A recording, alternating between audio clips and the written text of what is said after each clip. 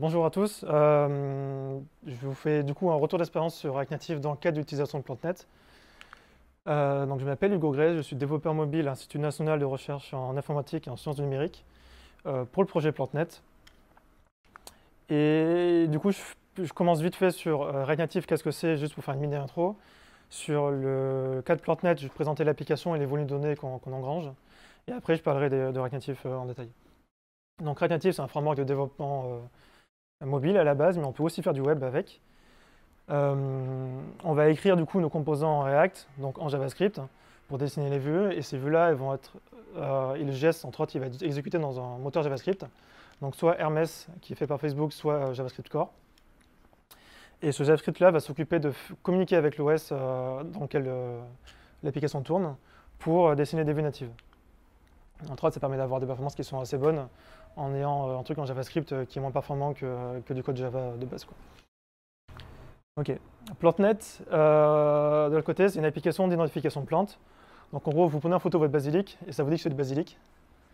Mais il y a un peu plus que ça derrière, en fonction des espèces, etc. Il y a pas mal d'intelligence qui est faite.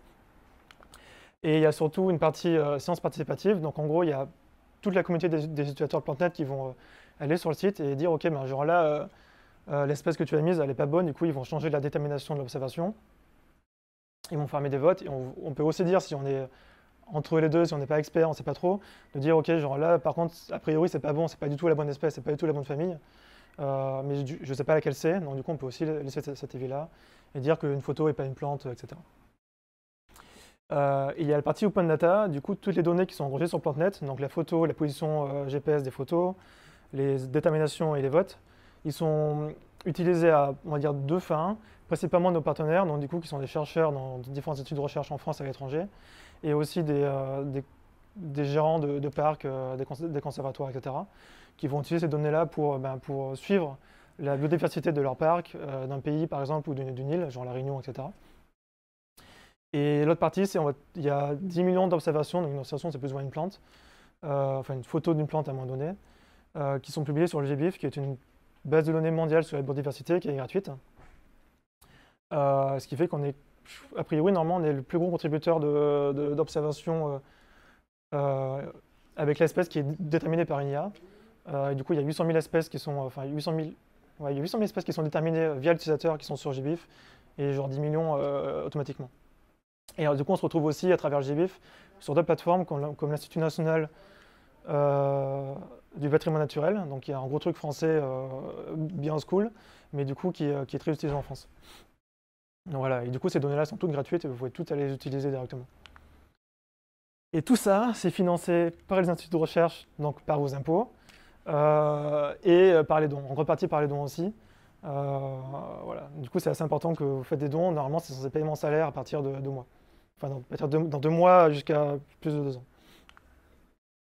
En chiffres, on a 20 millions d'utilisateurs par an. On a des pics en printemps autour de 600, je crois, 600 000, 800 000 utilisateurs par jour.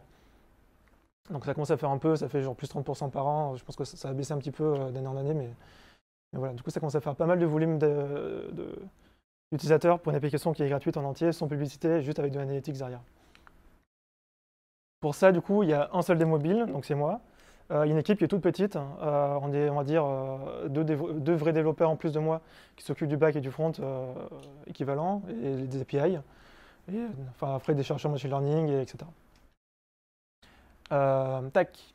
Et du coup, React Native, qu'est-ce que ça donne? Donc du coup, ça fait 1 an et demi que je bosse sur l'application React Native. J'ai jamais fait de React Native avant. J'ai fait du React avant. Et j'ai fait du dev Android avant. J'ai jamais fait de dev iOS non plus.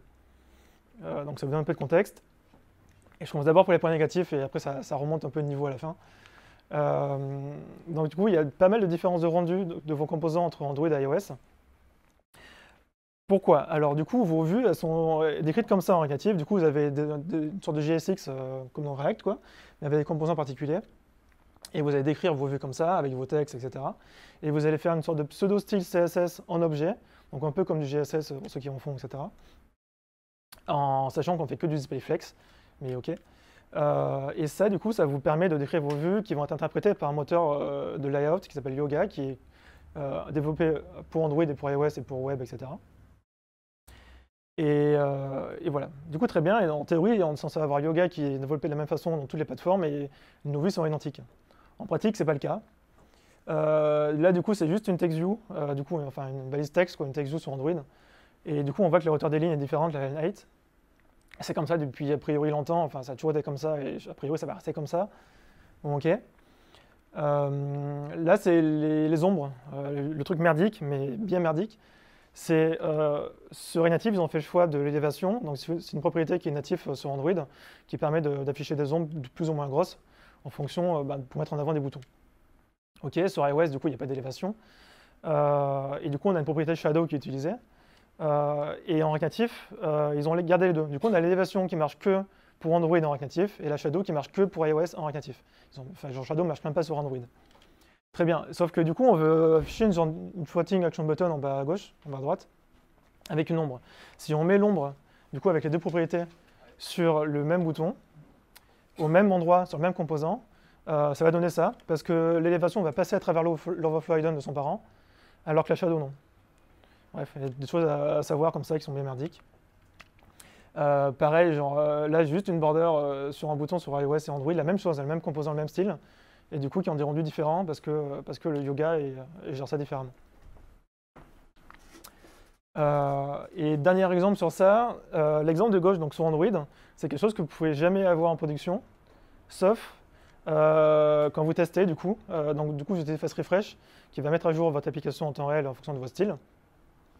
Et du coup, Fast Refresh n'a pas a priori les mêmes mécanismes que le composant quand il va vraiment être injecté dans l'application. Ce qui fait que du coup, ça n'arrivera jamais, on est censé avoir un truc vide, genre invisible ou blanc. Et là, du coup, on a un comportement qui est incohérent par rapport à ce qu'on aurait en production. Et du coup, bien tester à chaque fois sur Android et sur iOS, juste le composant, la première fois que vous l'affichez, qu'il est OK. Et pas juste avec Fast Refresh. Du coup, vous pouvez avoir des états incohérents quand vous jouez pour essayer de corriger les problèmes sur Android ou sur iOS parce que le truc est mal foutu, quoi. Ok, donc du coup, si on va afficher une floating action button, donc le petit bouton en bas à droite ici, ça donne plus ou moins ça. Donc du coup, on a un bouton à la fin, à l'intérieur. Avec les children, on passe ce qu'on veut à l'intérieur. Au-dessus, on a un parent qui va juste un overflow hidden pour faire le bras arrondi et un border de 1px blanc pour faire la bordure, quoi. Et au-dessus, on va encore avoir une vue parent qui va définir la taille du bouton, mettre le bouton en bas à droite et afficher l'élévation et la shadow pour Android et pour iOS. Et normalement, j'ai envie de dire qu'on devrait faire ça juste avec un bouton en bas à droite, mais on ne peut pas faire ça en React Native. Pas avec l'ombre comme il faut et en bras arrondi. Ok, point suivant. Du coup, la gestion de la caméra. Alors, c'est un peu un chouette technique, mais sur Android, quand vous demandez à l'OS de prendre une photo, donc vous êtes sur PlanteNet, vous voulez prendre une photo de votre plante, il y a un bouton, ça ouvre la caméra. Si le téléphone n'a pas beaucoup de mémoire vive, Android il va destroy votre activité, enfin votre application qui a demandé à la caméra de prendre la photo. Et en même temps, il va garder l'état de l'application de côté, enfin celle que l'application a décidé, pour la réinjecter une fois qu'elle redémarre. Donc, très bien, le mec prend sa photo, il valide la photo. Et une fois qu'il a validé la photo, Android redémarre l'application, passe les paramètres qu'elle a sauvegardés. Et normalement, quand on fait du dev natif, il n'y a pas de souci, on réarrive au bon écran, on reçoit le reste de la photo qui a été prise, et on affiche ça comme il faut. Sauf en React Native.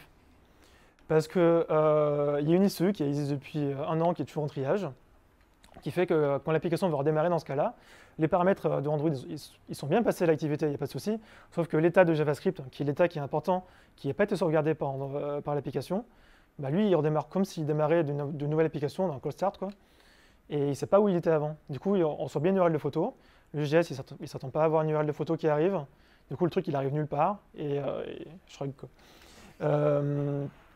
Bon, il se trouve que c'est un problème, a priori, c'est en fonction des terminaux et en fonction des fabricants, ça dépend un peu des cas d'utilisation. Mais du coup, nous, ça nous a impacté, alors j'ai estimé à la louche, j'ai pas les chiffres exacts, mais plus ou moins 2% d'utilisateurs. Sur Android, ça fait beaucoup d'utilisateurs qui font des feedbacks et des emails pour vous dire qu'il y a un problème sur l'application, sur 20 millions. Et du coup, la solution, c'est de faire un patch pour les librairies. Et les choses intéressantes, c'est que l'issue est connue, il y a plein d'issues qui parlent sur plein de dépendances sur React Native qui en parlent. D'ailleurs, qui ne remontent pas tous à l'issue sur React Native à la fin, c'est assez marrant. Mais il y a personne qui a une solution entre guillemets temporaire, un peu dégueulasse pour passer à côté. Et du coup, ce qui fait que quand je suis arrivé dans ce cas-là, du coup, je suis arrivé à trouver le problème, essayer de regarder comment on peut corriger le problème derrière, pour essayer de faire un patch de la librairie pour recevoir au moins une URL de photo à la fin et afficher ça correctement. Entre autres, ça marche, on n'a plus de problèmes de ce type-là à la fin, quoi. Ok. Du coup, en parlant de dépendance, il y en a plein qui sont bien maintenus et pour le coup, il n'y a pas de souci. Bon, je vous ai mis quelques exemples, mais surtout, genre Ignatives Firebase. Donc Firebase, du coup, il y a intégré à la Crashlytics et il y a Google Analytics qui vous permet aussi de remonter pas mal d'infos. Et elle est super bien maintenue, il y a des releases toutes les semaines en fonction des bumps, des mises à jour natifs qui sont inhérentes derrière. Il n'y a pas de souci. Mais il y en a d'autres, il y a des soucis. React Native Maps. Si vous vous souvenez, Airbnb a quitté entre guillemets, le monde du React Native il y a quelques années. Et ils ont passé React Native Maps en vraiment open source en entier. Avant, c'était déjà open source, mais ils ont changé de contributeur derrière. Et il se trouve qu'il y a des bugs depuis 2018. Des bugs tout cons, genre on veut afficher le bouton pour centrer la map sur la position de l'utilisateur. Donc au bouton en bas à droite assez souvent, sur Android.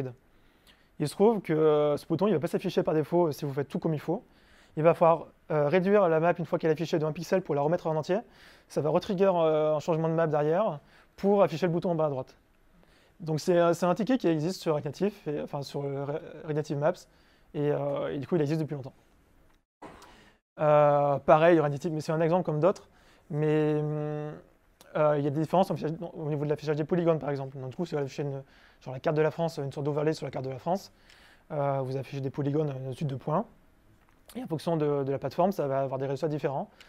Un exemple, c'est sur iOS, du coup, quand un des polygones va intersecter un trait des polygones va intersecter l'autre, ça va rien afficher du tout.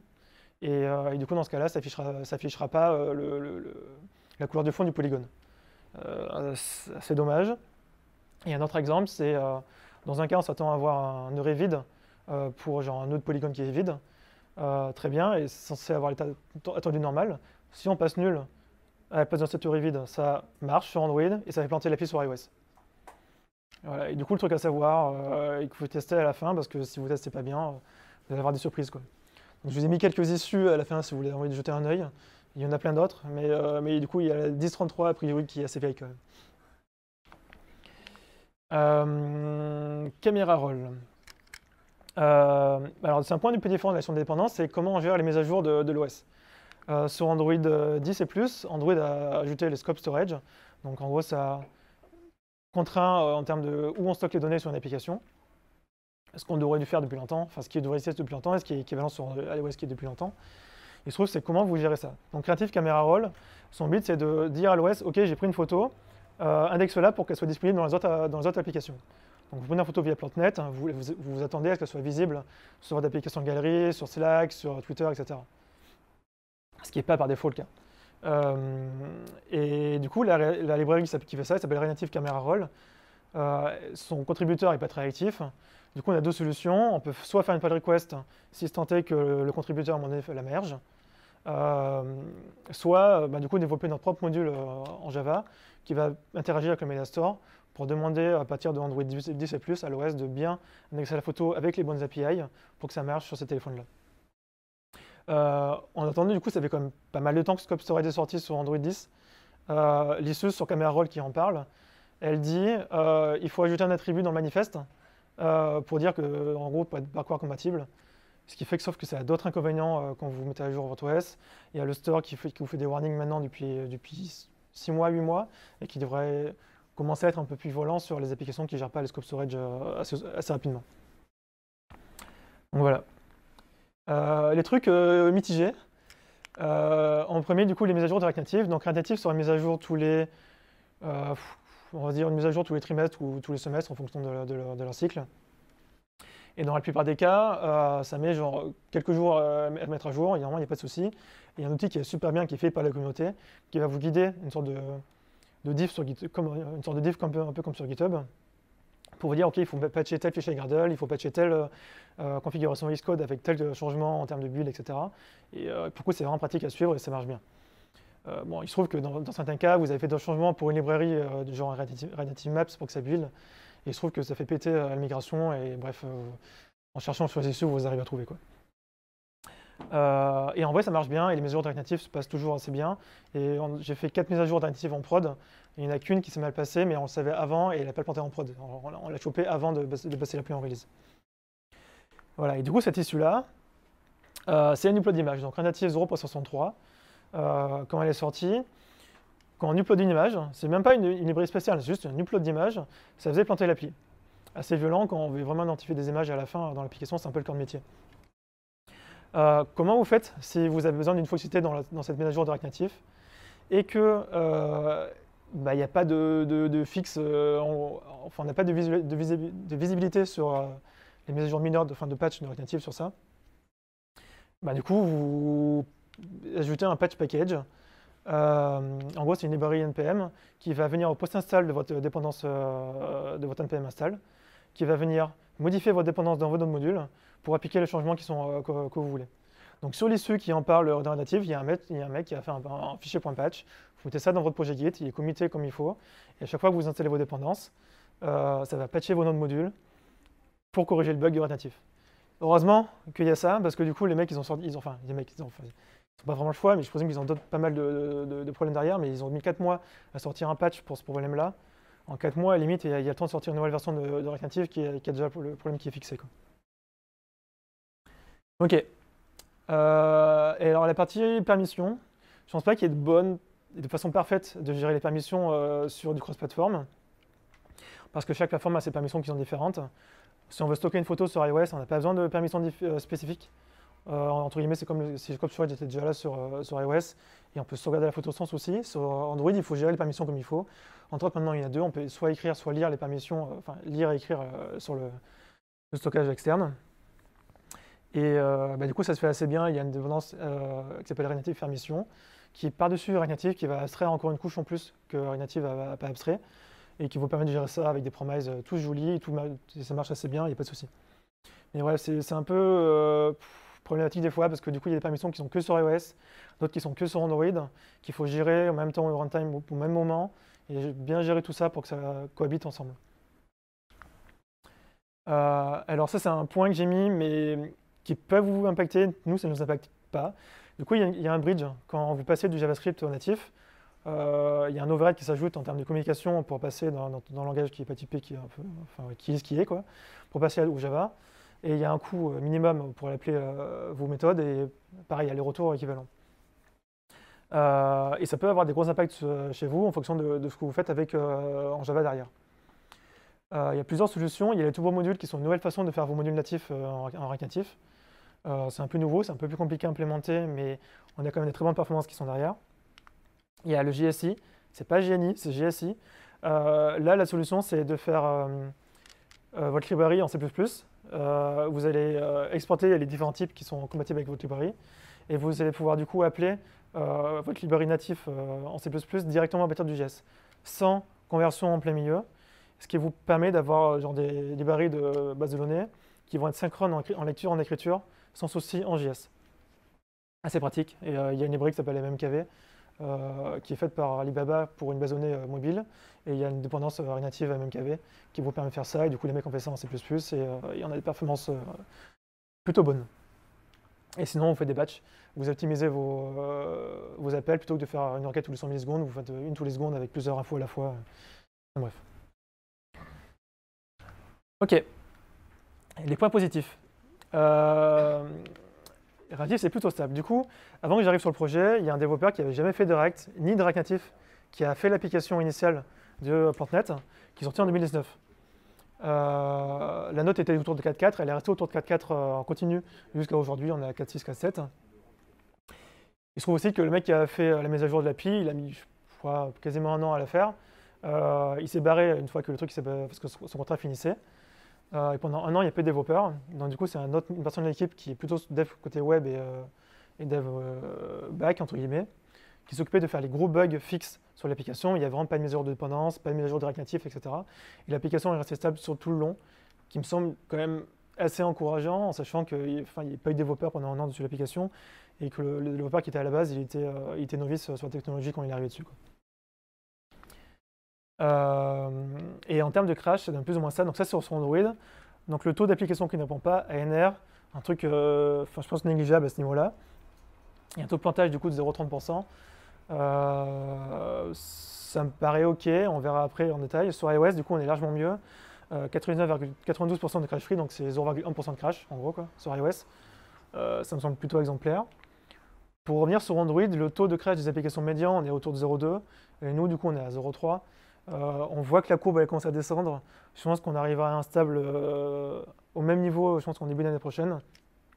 Et ça semble assez encourageant, sachant qu'il n'y a même pas beaucoup d'efforts qui a été fait pour, pas pour corriger les gros crashs troqués, mais les petits crashs un peu plus minoritaires. Il n'y a pas tant d'efforts que ça qui a été fait, et juste en fait, en faisant une passe une fois tous les mois, on peut corriger pas mal de bugs.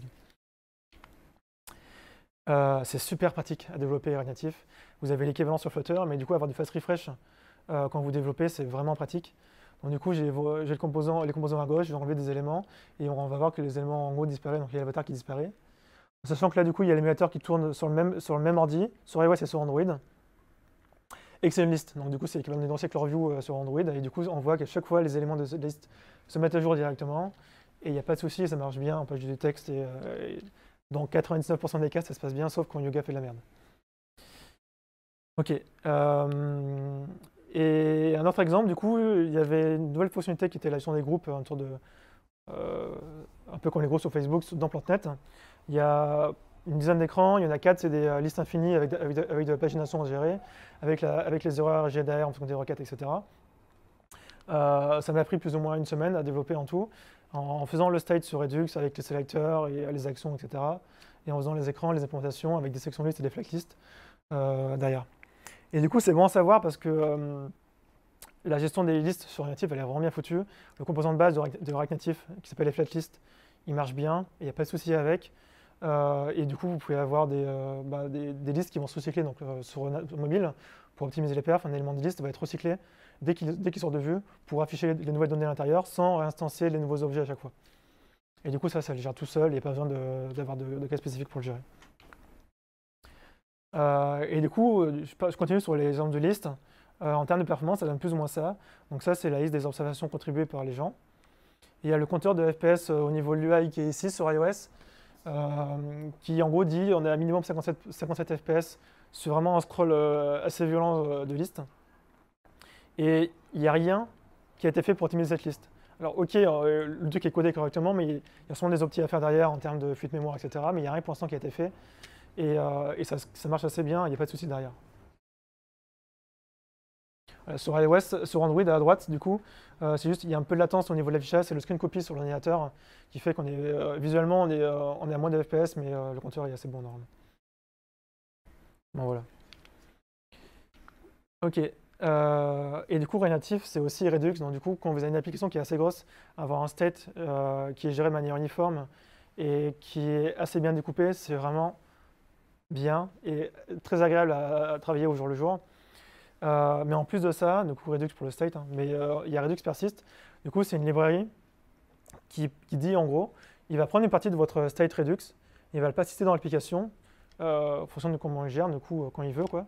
Ce qui fait que si vous mettez genre vos tokens, le nom de la personne qui utilise l'application, une liste de plantes qu'il a photographiées, etc. dans l'application, dans Redux, quand le mec va quitter l'application, il va revenir dessus. Vos sélecteurs ils vont se mettre à jour tout seul en fonction du state qui a été hydraté par Redux Persist dans l'application. Et du coup, vous allez revenir dans un truc qui est tout fait, une sorte de base de données qui est toute faite dans l'application, sans avoir d'appel réseau ou d'appel de base de données à faire en plus. Ça marche bien, il n'y a pas de souci derrière, et c'est vraiment pratique au jour le jour, quoi. Bon, après, des détails, mais la librairie pour faire vos appels réseau, vous pouvez utiliser Axios comme vous utilisez côté Node et côté web. Ça permet aussi d'avoir le même langage dans une équipe, de tous faire du JavaScript. Dans le cas où si votre site web il est en Vue et que votre back il est en Node, tout le monde fait du Axios, tout le monde fait du JavaScript et limite vous passez les bouts de code entre fontes et c'est assez pratique au jour le jour aussi. Et bref, vos tests, alors pas la partie React Native des composants en tant que tel, mais tous les tests au niveau de state Redux, des sélecteurs, des actions, vous pouvez gérer ça avec Jest, c'est pas de souci, comme des tests unitaires classiques en web, et ça marche. Bon, du coup, il y a plein de librairies en plus, je passe assez vite, mais pour prendre des photos à partir de sélection d'un fichier ou de la caméra, il n'y a pas de souci. Pour les retailler, il y a plein de librairies qui font ça, qui marchent très bien. Pour choper les données EXIF, pareil, ça marche, il n'y a pas de souci. Récupérer les données GPS avec du timeout, il n'y a pas de souci. Stocker les données, donc soit en base de données ou autre type de données, soit manipuler directement les file systems pour stocker, genre vous avez besoin de stocker différents fichiers JSON dans l'application en dur. Vous pouvez le faire aussi, vous pouvez le faire avec des await comme il faut, des promises comme il faut. Ça marche très bien. L'affichage des maps, bon, en dehors des petits problèmes de Reactive Maps, mais ça marche plutôt bien. On peut faire du clustering derrière aussi. Donc si vous avez 10 000 marqueurs affichés sur une map, vous pouvez les regrouper en fonction du niveau de zoom. Et quand vous allez zoomer, ils vont se dégrouper et ça marche correctement. On n'est pas clairement à 60 fps sur le clustering sur la map, mais ça fait le taf. Afficher des SVG qu'on ne peut pas faire en Android et en iOS normalement, on peut le faire en React Native, c'est assez pratique. Et utiliser les comptes natifs du téléphone, donc login Google, Apple, qui sont natifs au téléphone. Quand vous cliquez sur Login, ça ne vous propose pas un site web pour vous loguer, ça va directement afficher les comptes utilisés et pour sélectionner le bon. La gestion des langues, du coup il y a 33 langues dans l'application Plantnet, il n'y a pas de souci et ça marche. Gérer les deep links, du coup d'afficher un écran spécifique depuis l'extérieur de l'application. Vous pouvez le faire aussi, et la librairie de navigation qui s'appelle React Navigation gère ça comme il faut. Et ok, il y a du dev en plus, c'est normal, mais ça le fait quoi. Et pareil, tout ce qui est machine learning, ça le fait aussi. Donc que ce soit PyTorch ou TensorFlow Lite, vous pouvez le faire. Et un petit détail, du coup, Seek, qui est fait par une naturaliste aux US, l'application est faite en React Native, le code est sur GitHub, et ils utilisent un modèle machine learning pour l'offline qui est en TensorFlow Lite. Voilà, si vous voulez voir, ça donne l'occasion de voir comment il fait une application React Native correctement. Il y a plein d'autres points, je pourrais détailler après s'il y a des questions si vous voulez. Juste sur les tests d'intégration, l'avantage de React Native, c'est que les vues sont natifs. Du coup, vos vues ont des ID, elles ont des labels d'accessibilité comme il faut derrière, ce qui fait que vos librairies style Appium, Whatever.io, etc., elles sont compatibles avec React Native et elles vont permettre de tester votre appli. Ça, c'est un bon point quand même. Et après, sinon, il y a d'autres librairies. Il y en a une qui est faite par Wix, qui s'appelle Gray, qui vous permet de faire des tests un peu plus haut niveau que des trucs avec Appium qui sont vraiment black. On se fout de ce que fait l'application, on va juste appuyer sur les boutons, quoi. Voilà. Conclusion. En vrai, ça marche bien React Native. Ça marche plutôt bien. Enfin, moi, je suis assez content dessus. C'est ma première aussi application React Native. Et alors oui, il y a des soucis, il y a des petits trucs à apprendre en cours de route. Mais au bout du compte, l'application marche plutôt bien. Il n'y a pas tant d'utilisateurs qui se plaignent sur l'application. La note est correcte. Il n'y a pas beaucoup de crash. Ok, l'application a fait 15 MO. Mais je pense qu'il y a beaucoup d'applications qui sont beaucoup plus hautes que ça aujourd'hui. Et voilà quoi. Par contre, si vous ne faites pas du React et que vous n'avez jamais fait de React, faites pas du React Native correctement, faites du Flutter. Il y a une couche d'attraction sur Flutter qui est de dire on ne va pas avoir du yoga et on va moins se baser sur l'OS, qui fait qu'on va avoir notre propre moteur de rendu dans Flutter, qui est normalement pixel perfect en fonction de toutes les plateformes qu'il supporte, ce qui fait qu'on n'a pas ces soucis-là de React Native. Et il y a aussi j'en ai pas parlé, mais il y a des attributs de style ou des attributs sur les différents composants, etc., qui sont que pour Android, qui sont que pour iOS. Flutter, à tous les coups, alors j'en ai pas fait en détail, j'en ai pas fait en prod, mais je pense que ce niveau d'abstraction-là, ils l'ont déjà abstrait un peu plus haut niveau, ce qui fait qu'on ne va pas avoir ces soucis-là derrière. Et aussi que Flutter a des dépendances qui sont gérées par l'accord team de Flutter. Il y en a beaucoup plus que ceux qui sont gérés par le Flutter, et du coup c'est assez pratique à gérer, quoi. Un petit détail, je ne vais pas parler aujourd'hui, il y a pas mal de... il y a une grosse librairie sur Flutter, sur React Native, pardon, qui s'appelle Expo, qui est fait par Facebook, donc les mêmes mecs qui font React Native, qui vous permet de corriger pas mal de problèmes et d'avoir une librairie qui est un peu mieux maintenue, au prix d'avoir une librairie de base qui est beaucoup plus lourde et qui va ajouter un gros poids à votre application. Mais concrètement, si vous faites une application React Native, utilisez Expo directement, vous aurez déjà quelques soucis en moins derrière. Merci de m'avoir écouté et si vous avez des questions, n'hésitez pas.